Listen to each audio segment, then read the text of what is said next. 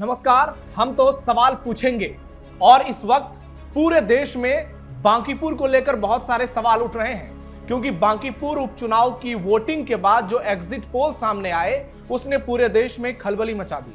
7 exit poll आए और सारे एग्जिट पोल में जनसुराज और प्रशांत किशोर की जीत बताई जा रही है। जिस मुकाबले को बीजेपी एक तरफा कह रही थी, आखिर ऐसा क्या हुआ कि सारे समीकरण बदल गए? लड़ाई में प्रशांत किशोर इतने मजबूत कैसे हो गए? कौन सा फैक्टर बांकीपुर में लोगों के बीच सबसे ज्यादा बड़ा मुद्दा बना? और क्या बांकीपुर में कोई बड़ा उलटफेर होने जा रहा है? क्या बांकीपुर में इतिहास बनने जा रहा है? और क्या बांकीपुर बिहार की राजनीति का सबसे बड़ा टर्निंग पॉइंट बनेगा? क्योंकि बीजेपी भी दावे कर रही है जीत की, जनसुराज भी दावे कर रही है जीत की, और प्रचंड जीत के दावे दोनों तरफ से किए जा रहे हैं। ऐसे में तमाम रिपोर्टों को देखने के बाद, समझने के बाद और कई लोगों से बातचीत करने के बाद आज एक बार फिर से हम इस मुद्दे पर चर्चा करेंगे। आज इस मुद्दे पर डिबेट करेंगे कि बांकीपुर में कैसे बड़ा खेल हो गया कि सारे समीकरण ध्वस्त हो गए और हर एग्जिट पोल में प्रशांत किशोर की जीत नजर आ रही है। ऐसे में आज के डिबेट का सवाल, क्या बांकीपुर में बदल जाएगी एग्जिट पोल की तस्वीर? और क्या बिहार की राजनीति में होगा सबसे बड़ा परिवर्तन? शुरुआत जनसुराज के प्रवक्ता हमारे साथ जुड़े हुए हैं अभिषेक नरेंद्र जी, बीजेपी के प्रवक्ता भूपेंद्र यादव जी, कांग्रेस प्रवक्ता रोशन सिंह जी और अरुणेश द्विवेदी जी। तो आज अभिषेक जी आपसे ही शुरुआत करता हूं मैं। क्या लग रहा है बांकीपुर में आपके दावे जो है वो सच होते हुए नजर आ रहे हैं? देखिए, सबसे पहले तो मैं बांकीपुर की जो प्रबुद्ध जनता है उसका धन्यवाद करना चाहता हूं कि किस विपरीत परिस्थिति में उन लोगों ने जाति से बाहर निकल के, अपने पार्टियों के बंधनों से बाहर निकलकर बिहार के अंदर एक नई राजनीतिक व्यवस्था के लिए और नेताओं को जवाबदेह बनाने के लिए उन लोगों ने कल भारी संख्या में उन लोग घर से भी निकले और उन लोगों ने मतदान दिया। जनसुराज के पक्ष में, प्रशांत जी के पक्ष में उन्होंने जमकर मत दिया है। ये 2 बातें दिखाता है नबिंदु जी। सबसे पहली बात, ये लोग जो अहंकार में कह रहे थे कि बांकीपुर एक ऐसा किला है जहां की जनता इनको सदियों से जिताती रही है और आगे सदियों तक जिताती रहेगी, कोई इनको चैलेंज नहीं कर सकता है, वहां पर बांकीपुर की जनता ने ये दिखाया कि किला किसी का भी नहीं होता और जहां पर जनता खड़ी हो जाती है वहां पर सारे किले ध्वस्त हो जाते हैं। और दूसरी जो सबसे महत्वपूर्ण बात है कि जिस प्रयास को प्रशांत जी पिछले 4 सालों से पूरे बिहार में कर रहे हैं, बिहार में एक नई राजनीतिक व्यवस्था बनाने के लिए, बिहार के नेताओं को जवाबदेह करने के लिए और बिहार के बच्चों के भविष्य के लिए, उसको बांकीपुर की प्रबुद्ध जनता ने समझा है और उसी का नतीजा आपको 3 तारीख को देखने को मिलेगा।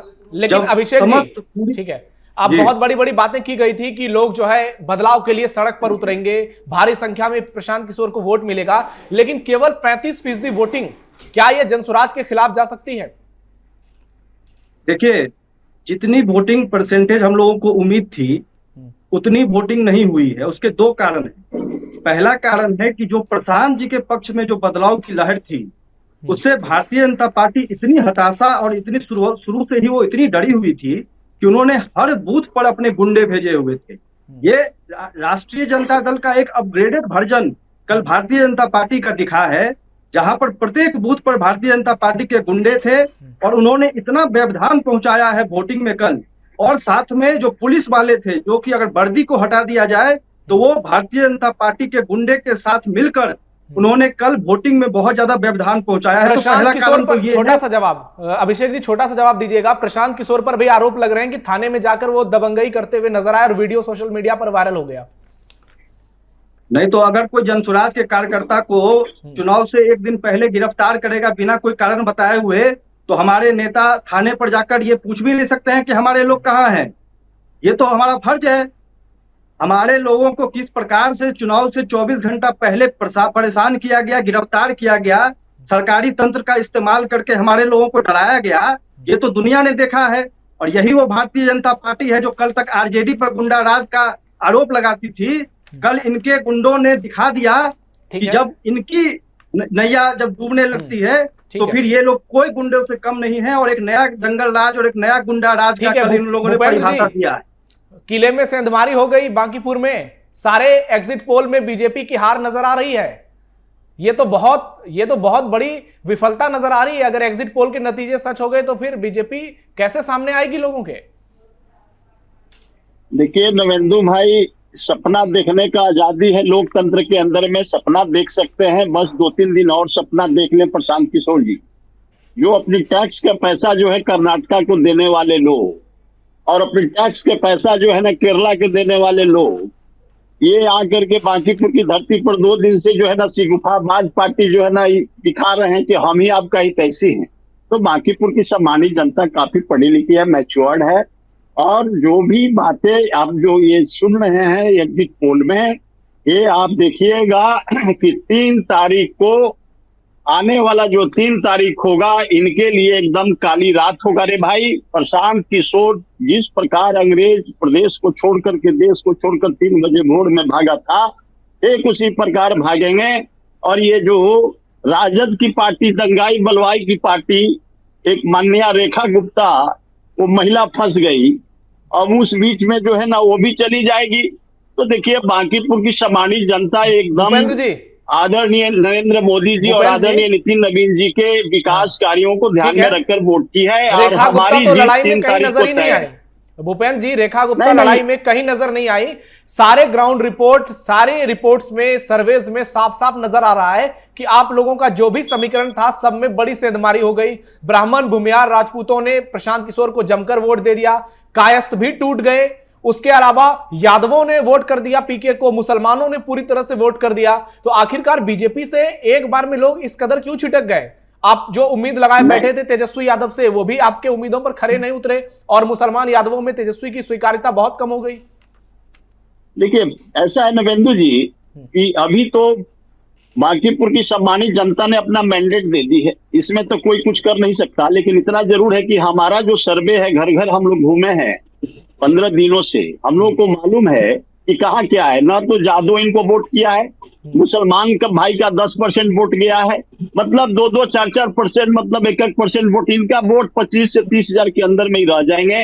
हमारा आदरणीय नीरज कुमार सिन्हा जी देखिएगा आराम से जो है ना करीब करीब 61,000 वोट से जीतने जा रहे हैं। इस बात को तय कर लीजिए। आज मैं बोल रहा हूँ आपके चैनल के माध्यम से, आ रही है रेखा गुप्ता जी का, तो रेखा गुप्ता जी 2nd स्थान आएंगे और 3rd स्थान पर प्रशांत किशोर जी आएंगे। ये एकदम देख लीजिएगा। हम लोग लड्डू भी खिलाएंगे। अभी टीवी चैनल से हम न्योता दे रहे हैं प्रशांत भाई को और जो है ना लालू जी को, पूरे परिवार के चुनिया भुगतान कि आइए भाई और लड्डू खाइए। डंका जो है ना भाजपा कार्यालय में बजेगी। ठीक है। आज मैं रोशन जी मैं भूपेंद्र जी से आग्रह करूंगा कि आप लड्डू का ऑर्डर दीजिए, लेकिन 3 तारीख को वो लड्डू हमारे कार्यालय पर भेजवा दीजिएगा।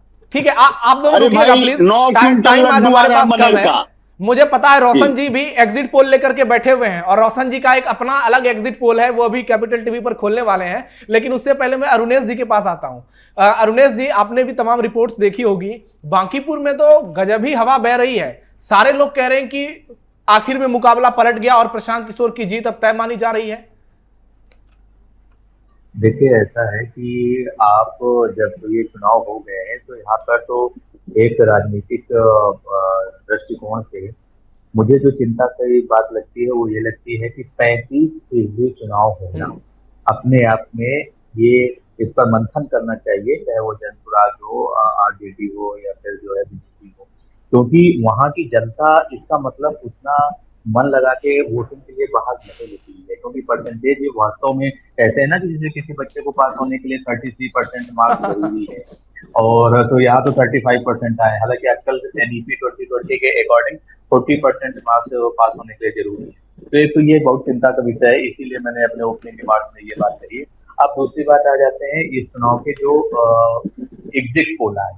देखो एग्जिट पोल क्या एग्जैक्ट पोल में तब्दील होंगे ये तो आपको 3 अगस्त को पता चलेगा, लेकिन फिलहाल इस पूरे मामले पर बीजेपी के माथे पर चिंता की लकीरें साफ साफ पर नजर आ रही है। आप अजय आलोक की प्रेस कॉन्फ्रेंस देख लीजिए, उन्होंने क्या कहा है। साइलेंट अंडरस्टैंडिंग किसके बीच में? जनसुराज और उनके बीच में, आरजेडी के बीच में, तेजस्वी यादव के बीच। तो इसका मतलब कहीं ना कहीं बीजेपी के जो नेता हैं उनको इस बात का आभास है कि अगर ये दोनों पार्टियों के बीच में पर्दे के पीछे कोई गुप्त समझौता हुआ है या एक दूसरे को सहयोग समर्थन की कुछ बातें हुई हैं या एक दूसरे के लिए वोट देने की बात हुई, तो वो बीजेपी के लिए खतरे का संकेत है। इसका मतलब बीजेपी के जो नेता हैं उनको इस बात का एहसास है कि हमारी ये सीट जो है संकट में है, हम निकल भी सकते हैं और नहीं भी निकल सकते। नहीं निकलने का संभावना ज्यादा है क्योंकि आप राष्ट्रीय प्रवक्ता हैं अजय आलोक बीजेपी के, और बिहार की तरफ से ही वो आज नहीं शायद प्रेस कॉन्फ्रेंस किया था। हाँ। और उन्होंने ये बात की। अब पटना के ही रहने वाले हैं सर।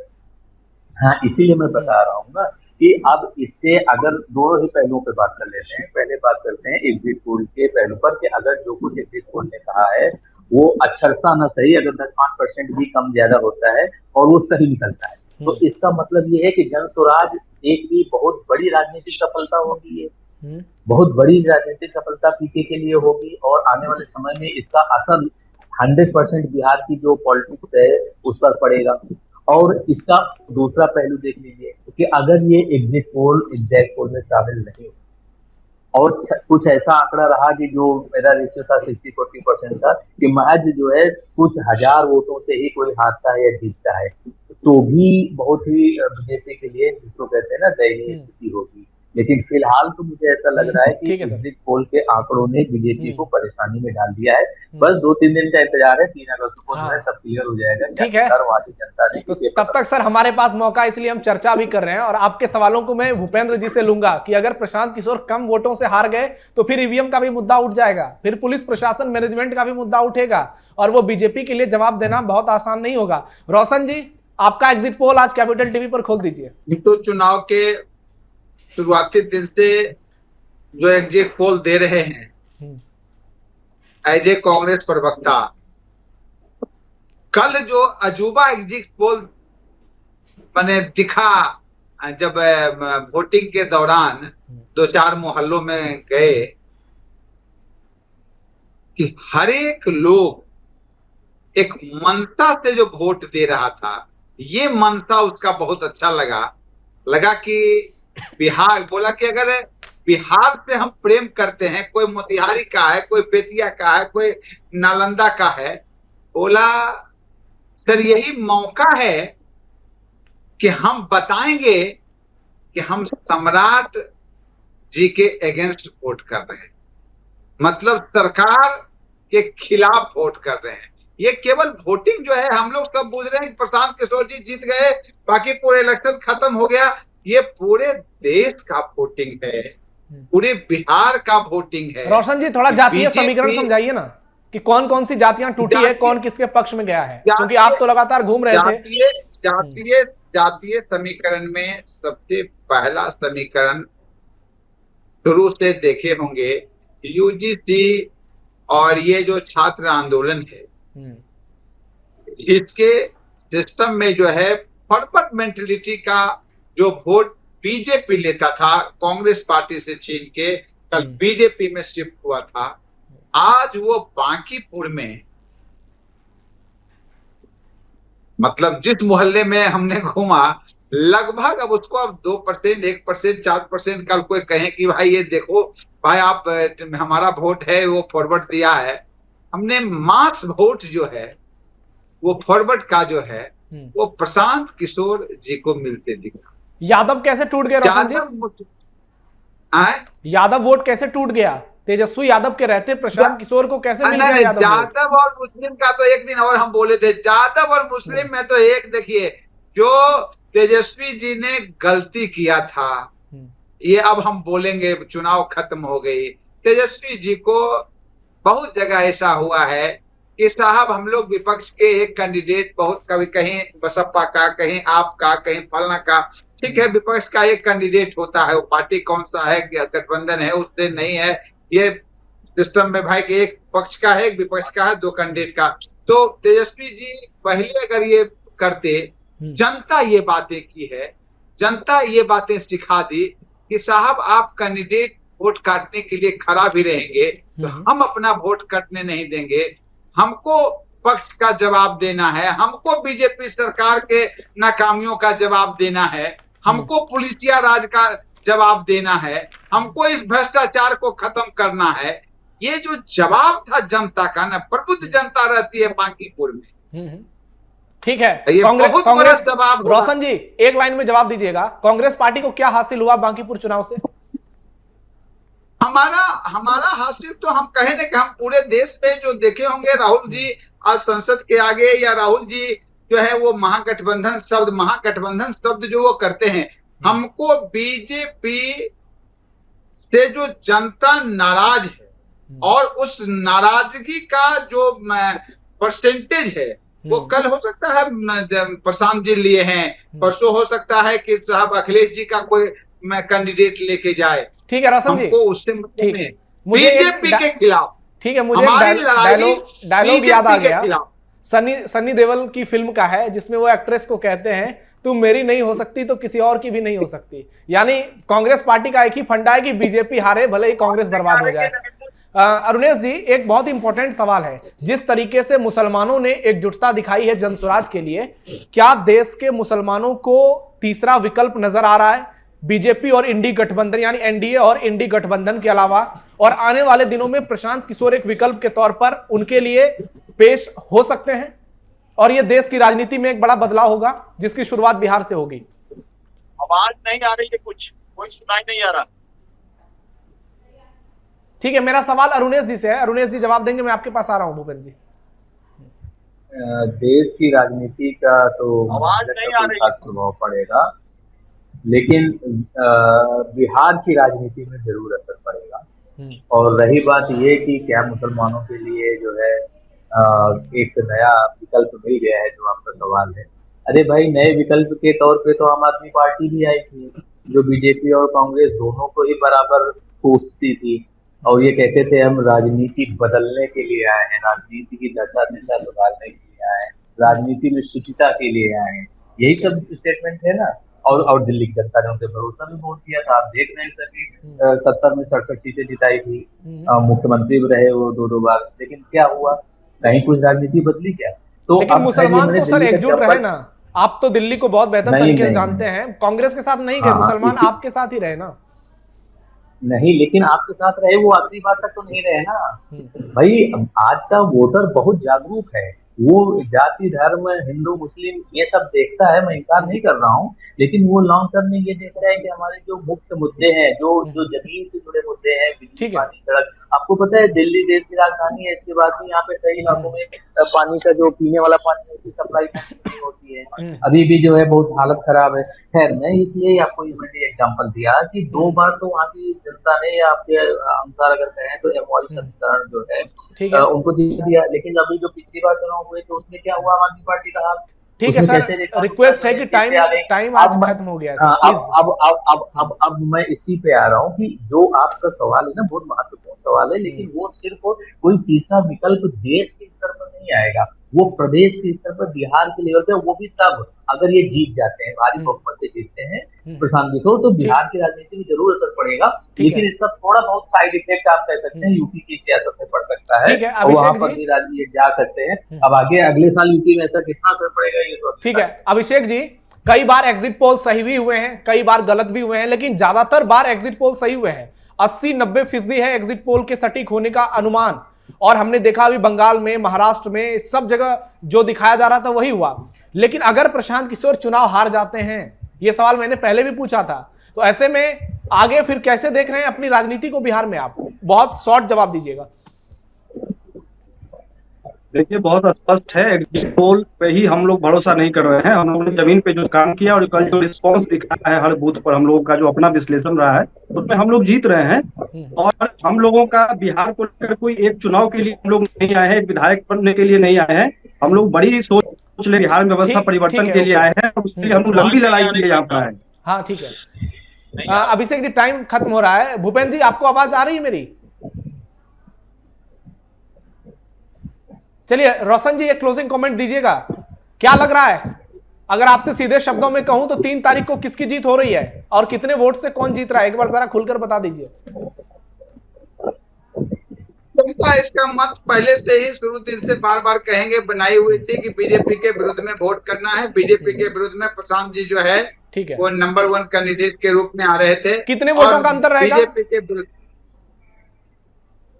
वोट का अंतर, वोटिंग कम हुआ है, 35% वोटिंग हुआ है, ठीक है, इसलिए वोट का मार्जिन जो है वो हो सकता है कुछ कम रहे। ठीक है। भूपेंद्र जी, क्लोजिंग कमेंट दीजिएगा। जी। अगर प्रशांत किशोर कम मार्जिन से हार जाते हैं तो फिर विपक्ष आपके ऊपर बरस पड़ेगा, फिर ईवीएम से लेकर सरकारी तंत्र और बहुत सारी बातें सामने आएंगी। पीके जीते तब भी बीजेपी को दिक्कत, सम्राट चौधरी को दिक्कत, और हारे तब और भी ज्यादा दिक्कत, ऐसे दावे किए जा रहे हैं। प्लीज 10 सेकंड में जवाब दीजिएगा। नहीं, ऐसा कोई बात नहीं है नवेंदु जी। प्रशांत किशोर 3rd पोजीशन पर जा रहे हैं, मुझे कोई दिक्कत नहीं है, इतना करने में कोई कुरेज नहीं है। बांकीपुर की सम्मानित जनता हमारी पारंपरिक सीट रही है और आदरणीय नरेंद्र मोदी जी और आदरणीय निखिल नवीन जी के कार्यों के विश्वास पर ठीक है, वोट एकदम की है। 33% या 35% जो भी वोट हुए हैं, हमारा उसमें मैक्सिमम वोट है। 3 तारीख को देख लीजिए, है, लोग भूपेंद्र जी, सपना देख रहे हैं, देखें हमारी जीत अवश्य होगी। 3 तारीख को मैं आपके साथ ही बैठूंगा, 3 तारीख को आपको डिबेट में बिठाऊंगा। हाँ ठीक है, चलिए ठीक है। आज मेरे पास टाइम बहुत कम रहा, तो आप टीवी पर भूपेंद्र जी नजर नहीं आएंगे। चलिए ठीक है। नहीं, अरे मेरे भाई, मनेर का लड्डू 9 क्विंटल हम लोग बयाना दे दिए हैं भाई साहब। रोशन जी आप भी आइए, न्योता में जसराज के पूरा परिवार आइए, कांग्रेस का पूरा परिवार और जसराज का कार्यालय पूरा पर परिवार भिजवा आइए। दीजिएगा। अभिषेक भाई 10 सेकंड में प्लीज। थाने आप आ सकते हैं। चलिए ठीक है, ओके, मनेर के लड्डू आ रहा है। ठीक है भूपेंद्र जी, टाइम खत्म हो गया है। आप लोगों से गुजारिश है कि प्लीज कंक्लूड कीजिएगा। आप सब मेरे साथ जुड़े डिबेट में, अभिषेक जी, भूपेंद्र जी, रोशन जी, अरुणेश जी, आप सबका बहुत बहुत धन्यवाद। तो बांकीपुर में एग्जिट पोल आने के बाद से माहौल बदलता हुआ नजर आ रहा है, और मैं एक बात कहने जा रहा हूं कि प्रशांत किशोर ने ममता बनर्जी की तरह टक्कर दी है बीजेपी को, जिस तरह से पश्चिम बंगाल में टीएमसी लड़ाई करती रही है। अब देखना यह होगा कि 3 तारीख को जब ईवीएम खुलेंगे तो किसकी किस्मत बदलेगी। क्या पीके इतिहास लिखेंगे या बीजेपी इतिहास रिपीट करेगी? आपको क्या लगता है कमेंट में बताइए। फिलहाल के लिए इतना ही, धन्यवाद।